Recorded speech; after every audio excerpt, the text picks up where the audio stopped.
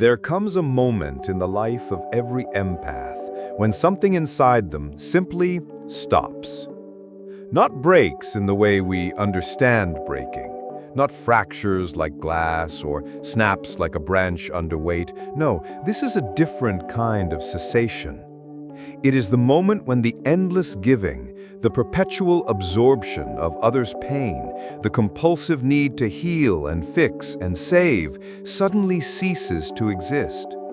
And in that silence, that strange and dangerous peace, something far more powerful is born.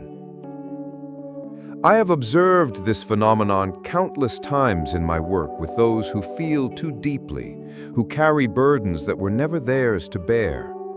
The moment of the empath's breaking is not their destruction. It is their initiation into a truth so profound, so revolutionary, that the world around them often recoils in confusion and sometimes even fear. For the broken empath does not become bitter or cruel. They become sovereign. And sovereignty in one who has known the depths of service is perhaps the most unsettling transformation the unconscious can orchestrate. You must understand that the empath's breaking is not a psychological collapse, though it may appear so from the outside. It is an archetypal death and rebirth. The false self, the constructed identity built around endless giving and self-sacrifice, must die for the true self to emerge. And this death, like all meaningful deaths, is preceded by a period of intense suffering. The empath pushes themselves beyond all reasonable limits. They give until they are hollow. They absorb until they are drowning. They carry until their soul begins to buckle under the weight of 1,000 unlived lives. But here is what the world does not understand about this breaking. It is not random. It is not a sign of weakness or failure. It is the psyche's own intelligent design, forcing the empath to confront the most terrifying question of all. Who am I when I am not needed? Who exists beneath the identity of the eternal caregiver? What remains when the mask of endless compassion is finally torn away? The breaking comes in many forms. Sometimes it is sudden, a moment of clarity so sharp it cuts through years of conditioning like a blade through silk. The empath looks at their life, at the people they have poured themselves into, at the endless cycle of giving and depletion, and something inside them says, simply and without drama, no more. Sometimes it is gradual, a slow erosion of the will to continue carrying everyone else's emotional baggage. The empath begins to feel nothing where once they felt everything. They become numb, not from trauma, but from exhaustion of the soul.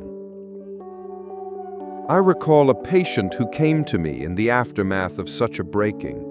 She had spent 30 years of her life as what she called a professional empath, always the friend others called in crisis, the daughter who managed her family's emotional temperature, the partner who absorbed her lover's rage and transformed it into understanding. And then, one ordinary Tuesday morning, she woke up and felt nothing. Not depression, not sadness, not the familiar weight of the world's suffering pressing against her chest, just nothing. A profound, echoing silence where her empathy once lived. She was terrified. Had she become sociopathic? Had her heart turned to stone? But as we explored this newfound emptiness together, we discovered something extraordinary. She had not lost her capacity to feel.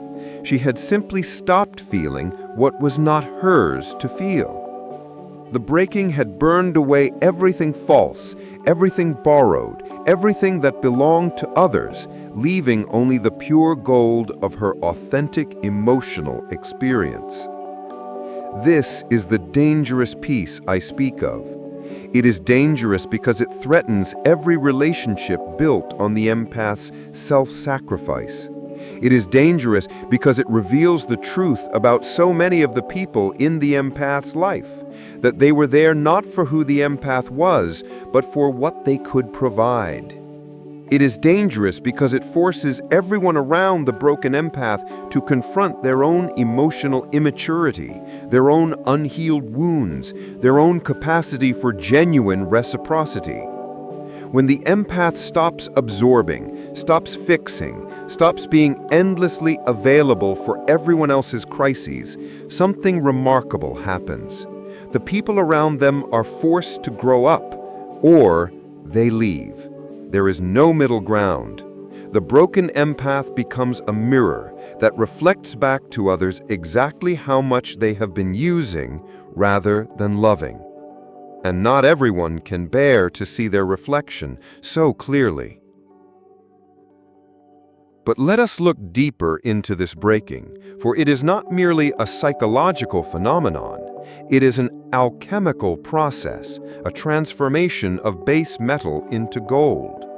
The empath before breaking operates from what I call the wounded healer archetype in its shadow form.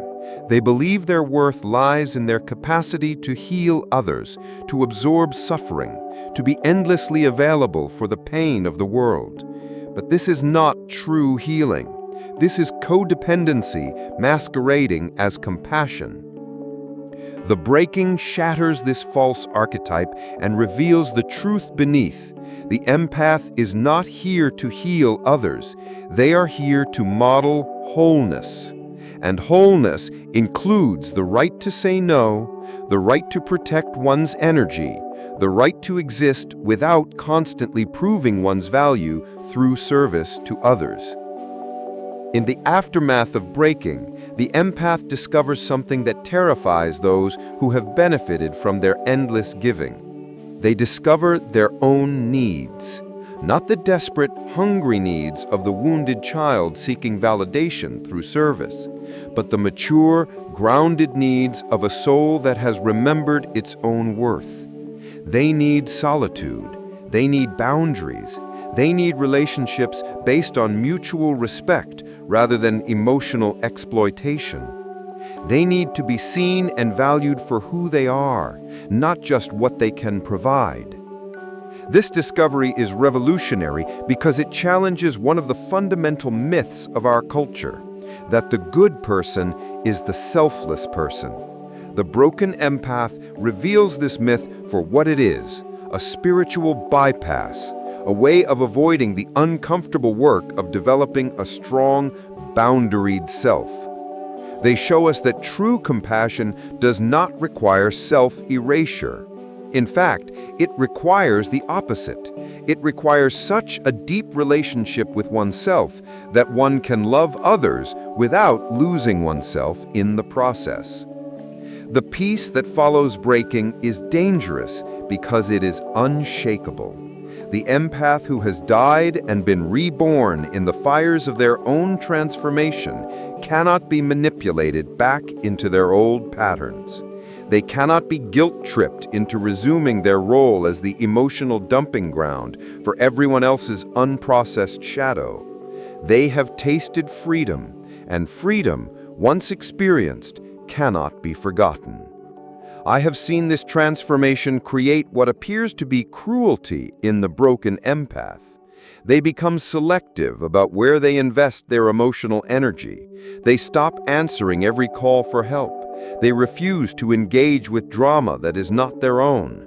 To those who have grown accustomed to the empath's endless availability, this feels like abandonment, like betrayal. But it is neither. It is sovereignty. It is the natural result of a soul that has finally learned the difference between service and servitude. The dangerous peace manifests in various ways. The broken empath may suddenly end relationships that have been draining them for years. They may change careers, leaving helping professions that have become vehicles for their own self-destruction. They may disappoint family members who have grown accustomed to their emotional labor. They may seem distant, cold, even selfish to those who have never seen them prioritize their own well-being. But to those with eyes to see, the broken empath is not cold, they are clear. They have burned away everything inauthentic, and what remains is pure presence. Not the anxious, desperate presence of someone trying to prove their worth through service, but the calm, grounded presence of someone who knows their value and does not need external validation to confirm it. This transformation often happens in midlife, though it can occur at any age when the soul can no longer sustain the weight of living someone else's life.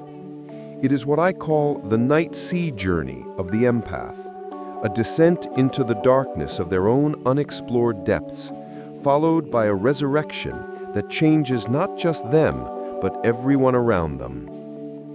The broken empath discovers that they have been living from their wounds rather than their wholeness. They realize that their hypersensitivity was often a trauma response, a hypervigilance developed in childhood to navigate unsafe emotional terrain. They understand that their compulsive giving was sometimes a way of controlling others' emotions to feel safe themselves. These realizations are painful but liberating.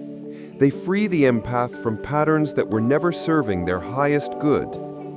In the dangerous peace that follows breaking, the empath learns to trust their body's wisdom in new ways. They stop overriding their nervous system's signals. When their energy contracts in someone's presence, they listen. When their gut warns them about a situation, they heed it. When their heart closes to protect itself, they honor that closing instead of forcing it open. This is not callousness, this is intelligence. The world often tries to shame the broken empath back into their old patterns. They are called selfish, cold, unavailable. But the broken empath has learned something profound. Other people's opinions of them are none of their business. They have discovered that their primary relationship is with themselves and with the deeper intelligence that moves through them. External approval, while pleasant, is no longer necessary for their survival or sense of worth. This is perhaps the most dangerous aspect of the peace that follows breaking, its self-sufficiency. The broken empath no longer needs others in the desperate way they once did. They can love without clinging, give without depleting themselves, receive without guilt. They have become what every healthy relationship requires, but rarely receives: a whole person relating to other whole people. This transformation is often accompanied by what seems like supernatural knowing. The broken empath can sense manipulation from miles away. They can feel the difference between genuine emotion and emotional theater. They can distinguish between someone who needs authentic help and someone who is simply addicted to being rescued. This discernment, hard-won through years of being taken advantage of, becomes one of their greatest gifts. But perhaps most dangerous of all is the broken empath's relationship to suffering. They no longer see pain as something to be immediately fixed or absorbed. They understand that suffering is often the soul's way of forcing growth, that not all pain is meant to be rescued from, that sometimes the most loving thing one can do is to allow another person to feel the full weight of their choices. This perspective terrifies those who are still addicted to being saved. The broken empath becomes a living example of what is possible when one stops trying to manage everyone else's emotional experience. They show others what it looks like to be responsible for one's own feelings, to process one's own trauma, to create one's own peace. This modeling is often more transformative than any amount of direct healing work they might have done in their previous incarnation. In relationships, the broken empath requires a new kind of partner, one who is not looking for a mother or therapist, but an equal. They attract people who are doing their own inner work, who can match their depth without needing to be carried. The old relationships often cannot survive this transformation.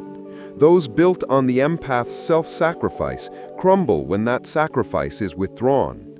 But the relationships that remain, and the new ones that form have a quality of authenticity and mutual respect that the empath has never experienced before. The dangerous piece is also marked by a newfound relationship to anger. The broken empath often discovers reservoirs of rage they never knew they carried, anger at all the ways they have been taken advantage of, all the times they gave when they should have received, all the energy they poured into people who never reciprocated. This anger, when properly processed, becomes fuel for necessary changes. It powers the setting of boundaries, the ending of toxic relationships, the claiming of space and time for their own healing. But the broken empath learns to wield this anger consciously. They do not lash out or seek revenge. Instead, they use their anger as information, a signal that something needs to change. They channel it into creative work, into advocacy for others who are still caught in patterns of self-sacrifice, into the building of a life that truly serves their soul's purpose, rather than their ego's need for validation. The breaking often coincides with a spiritual awakening, though not necessarily in any traditional religious sense. The empath discovers that their sensitivity has always been a form of spiritual perception, an ability to sense the subtle energies that move between all living things. But instead of being overwhelmed by this sensitivity, they learn to work with it consciously. They become psychic archaeologists, able to sense the historical patterns that run through families and communities, the inherited traumas that pass from generation to generation. This spiritual awakening brings with it a profound understanding of the difference between sympathy and empathy, between emotional contagion and conscious compassion. The broken empath no longer takes on others' emotions automatically. They can feel what others feel, but they maintain their own energetic boundaries. They can offer support without offering their life force. They can witness suffering without becoming it. The dangerous piece manifests as an unshakable inner stability. The broken empath has weathered every kind of emotional storm, has been to the depths of despair and back, has faced their own shadow and survived. There is very little that can destabilize them now. This stability can be unsettling to others who are still caught in emotional drama, who mistake chaos for passion and crisis for intimacy. In their professional lives, broken empaths often become teachers, writers, or healers of a different sort, ones who refuse to do the work for their clients, but instead teach them how to do the work themselves. They become advocates for emotional responsibility, champions of boundaries, living examples of what it means to help others without harming oneself. Their very presence becomes a form of teaching. The transformation is not without its challenges. The broken empath must learn to navigate a world that is still largely unconscious of these dynamics. They must find their tribe, other awakened souls who understand the journey they have taken. They must learn to be patient with those who are still asleep, while not sacrificing their own well-being for the sake of others' comfort with unconsciousness. Sometimes the broken empath experiences what I call survivor's guilt, a sense of having abandoned others who are still suffering. But they come to understand that their healing, their breaking free from unconscious patterns, is not a betrayal of those still caught in those patterns. It is a beacon of hope, a proof of concept that another way of living is possible. The dangerous piece ultimately reveals itself to be not dangerous at all, except to illusion. It threatens false relationships, unhealthy patterns, and unconscious ways of being. But to truth, to authenticity, to genuine love, it is not dangerous, but nourishing. The broken empath becomes a safe harbor for other souls who are ready to do their own work, while remaining unavailable for those who simply want someone else to do their emotional labor for them. There is a particular quality to the silence that surrounds the broken empath. It is not the silence of absence, but the silence of presence. It is the silence of someone who has learned to listen to their own inner voice above the cacophony of others' demands. This silence is magnetic. It draws to them those who are ready for depth, for truth, for authentic connection. but it repels those who feed on drama, who require constant emotional supply, who mistake intensity for intimacy. The broken empath's relationship to time changes as well. They are no longer in a hurry to fix, to heal, to transform others. They understand that timing is everything in matters of the soul, that forcing growth before its natural season often destroys what is trying to emerge. They learn patience, not the patience of the martyr who suffers in silence, but the patience of the gardener who tends their plot and trusts the seasons. This patience extends to their own healing journey. The broken empath no longer pushes themselves to get over their past traumas quickly. They allow their wounds to heal at their own pace, giving themselves the same gentleness they once reserved for others. They discover that self-compassion is not selfish, but essential, the foundation upon which all authentic compassion rests. The dangerous piece brings with it a new relationship to boundaries. The pre-breaking empath often had what I call permeable boundaries. They could feel everything but protect nothing. The broken empath develops what I term sacred boundaries, flexible when appropriate, impermeable when necessary, always in service of their authentic self rather than their wounded ego. These boundaries are not walls built from fear, but membranes that filter experience. They allow love in and keep toxicity out. They permit authentic connection while preventing energetic vampirism. They are not rigid but responsive, not defensive but discerning. The broken empath becomes an expert in the art of saying no with love, of setting limits with kindness, of protecting their peace without apology.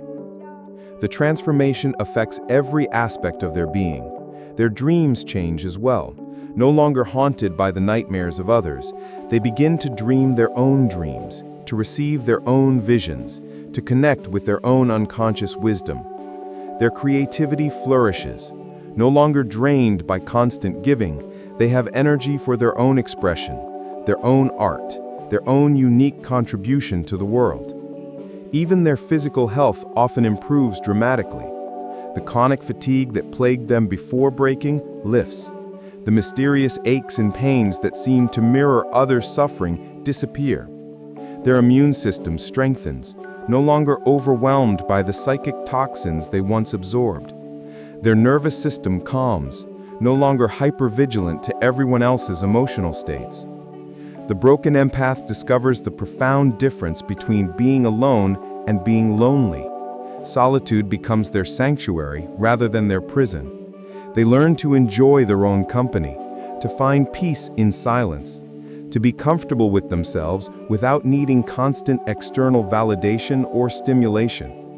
This comfort with solitude paradoxically makes them more attractive to others. People are drawn to those who are complete in themselves rather than those who need others to feel whole. But perhaps the most significant change is in their relationship to suffering itself. The pre-breaking empath saw suffering as the enemy, something to be eliminated, absorbed, or transformed. The broken empath understands suffering as a teacher, a transformer, a necessary part of the human experience that cannot and should not always be avoided or rescued from. They develop what I call the wisdom of non-interference, the ability to witness another's pain without automatically jumping in to fix it. They understand that sometimes the most loving thing they can do is simply be present while someone else works through their own darkness. They become midwives to others' transformations rather than the ones doing the transforming work for them. This non-interference is often misunderstood by those still operating from wounded healer patterns. They may see the broken empath as cold or uncaring, but the broken empath has learned the difference between caring about someone and carrying someone. They can hold space for another's journey without making it their own. They can offer support without offering their life force. The dangerous piece also brings with it a fierce protectiveness of their own energy. The broken empath becomes extremely selective about how they spend their time and with whom. They understand that their energy is their most precious resource, and they guard it accordingly. They no longer scatter their attention across a dozen different people's crises. Instead, they focus their energy where it can make the most authentic difference. This selectivity creates what appears to be favoritism, but is actually discernment.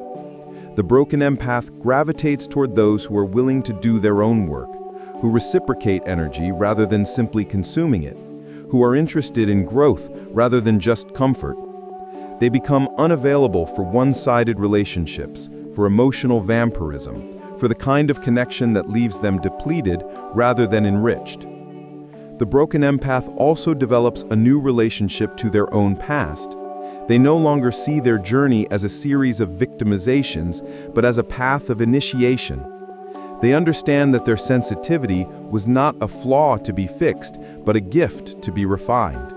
They see their suffering not as evidence of their weakness, but proof of their strength, for only the strong can carry what they have carried and emerge intact. This reframe of their story is profoundly healing. Instead of feeling ashamed of their empathic nature, they begin to honor it. Instead of seeing their breaking as a failure, they recognize it as a breakthrough. Instead of hiding their scars, they wear them as badges of honor, evidence of battles fought and won in the invisible realm of the soul. The dangerous piece manifests in their speech patterns as well. The broken empath no longer uses language designed to soothe, placate, or avoid conflict. They speak truth with love, but without sugarcoating. They are direct without being cruel, honest without being harsh.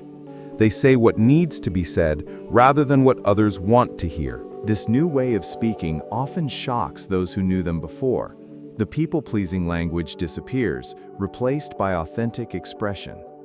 The broken empath no longer apologizes for existing, for having needs, for taking up space. They speak from their center rather than from their wounds, and this centered speech has a power that their previous accommodating words never possessed. Their relationship to conflict transforms completely. The pre-breaking empath avoided conflict at all costs, absorbing others' anger to keep the peace. The broken empath understands that healthy conflict is sometimes necessary for authentic relationship. They are willing to disappoint others in service of their own integrity. They choose truth over harmony when the two are at odds. This comfort with conflict is deeply threatening to those who benefited from the empath's previous conflict avoidance. Family systems built on the empath's absorption of family dysfunction may collapse when that absorption stops. Relationships maintained by the empath's constant accommodation may end when that accommodation ceases. But what emerges from the wreckage is the possibility of genuine connection based on truth rather than enabling. The broken empath's relationship to their own body becomes sacred. They stop overriding their physical needs, stop pushing through exhaustion, stop ignoring their body's signals. They learn to eat when hungry, sleep when tired, rest when needed. This basic self-care, which seemed impossible before breaking, becomes natural and non-negotiable after. They also develop what I call somatic intelligence, the ability to read their body's responses to people and situations as valuable information. Their gut becomes their guide, their nervous system their compass. They trust their body's wisdom over their mind's rationalizations, their instincts over others' explanations. The dangerous piece brings with it a quality of presence that is both magnetic and unsettling. The broken empath no longer performs emotions or relationships, they simply are. This authentic being has a quality of stillness that draws some people in and makes others uncomfortable. Those seeking drama find nothing to latch onto. Those seeking depth find a wellspring. This authentic presence often triggers others' unhealed wounds. People may feel exposed in the presence of someone who is no longer wearing masks, no longer performing roles, no longer available for unconscious dynamics. The broken empath becomes a mirror in which others see their own unauthentic ways of being, and not everyone appreciates the reflection. The transformation affects their relationship to money and career as well. Many broken empaths leave helping professions that have become vehicles for their own self-destruction. They may step away from careers in therapy, social work, or ministry, or other fields where their wounded healer patterns could play out unchecked. They seek work that honors their authentic gifts without exploiting their unhealed wounds. Some become artists, writers, or creative entrepreneurs, fields that allow for authentic self-expression rather than constant self-sacrifice. Others find ways to help others that include strong boundaries and reciprocal energy exchange. They refuse to work for organizations or individuals who expect them to give endlessly without receiving fairly in return. The broken empath's relationship to spirituality often deepens and becomes more personal. They may step away from group spiritual activities that felt draining or inauthentic. They develop their own spiritual practice, one that nourishes rather than depletes them. They seek direct experience of the divine rather than second-hand teachings about it. This spiritual maturation often includes a healthy skepticism of spiritual teachers or gurus who seem to promote endless service or self-sacrifice. The broken empath can spot spiritual bypassing from a mile away. They are attracted to teachings that honor the wholeness of the human experience rather than trying to transcend or bypass difficult emotions. The dangerous piece also manifests as a new relationship to their own gifts. The broken empath no longer sees their sensitivity as a burden, but as a superpower that needs to be used wisely. They understand that their ability to feel deeply is not meant to be a sponge for others' emotions, but a compass for navigating their own life with wisdom and authenticity. They learn to use their empathic abilities consciously rather than being used by them. They can tune into others when it serves a purpose, but can also tune out when it doesn't. They develop energetic hygiene practices that keep them clear and centered. They understand that their gift requires maintenance and protection, just like any other valuable tool. The transformation often includes a period of grief for the relationships lost, for the years spent in unconscious patterns, for the parts of themselves they had to sacrifice to survive. But this grief is clean, not the muddy grief mixed with resentment and self-pity they may have felt before. It is the grief of release, of letting go of what no longer serves. This grieving process is essential for the full integration of their transformation. The broken empath must mourn their old identity before they can fully inhabit their new one. They must say goodbye to the wounded healer before they can embody the whole human. They must release their addiction to being needed before they can enjoy being wanted for who they truly are. In the end, the dangerous piece that comes after the empath breaks is revealed to be not dangerous at all, except for those who profited from the empath's unconsciousness. To the empath themselves, it is the greatest gift imaginable, the gift of their own authentic life. It is the peace that passeth understanding, the stillness at the center of the storm, the eye of the hurricane, where all is calm, even as chaos swirls around. This peace is not the absence of feeling, but the presence of choice. The broken empath feels as deeply as ever, but they choose what to do with those feelings. They are no longer at the mercy of their sensitivity, but the master of it. They have learned to feel without drowning, to care without carrying, to love without losing themselves. And in this mastery, they become something the world desperately needs, but rarely recognizes: a whole human being. Not perfect, not without struggles, not immune to pain, but integrated, complete, sovereign, free. The dangerous piece is ultimately the piece of the integrated soul, one that has traveled to the depths of shadow and returned with wisdom, one that has died to illusion and been reborn into truth, one that has learned to hold both light and darkness without being overwhelmed by either. It is the peace of someone who has stopped living for others' approval and started living for their soul's expression. And in a world hungry for authenticity, This peace is perhaps the most precious gift the broken empath has to offer. For in their dangerous peace, they show the rest of us what becomes possible when we stop betraying ourselves for others' comfort, when we stop performing roles and start living truth, when we stop trying to earn love through service and start recognizing that we are lovable simply because we exist. The broken empath becomes a beacon of hope for every sensitive soul still trapped in patterns of self-sacrifice, proving by their very existence that another way is possible. And that possibility, lived boldly and without apology, is dangerous indeed. Dangerous to every system built on the exploitation of sensitive souls. Dangerous to every relationship based on taking rather than giving.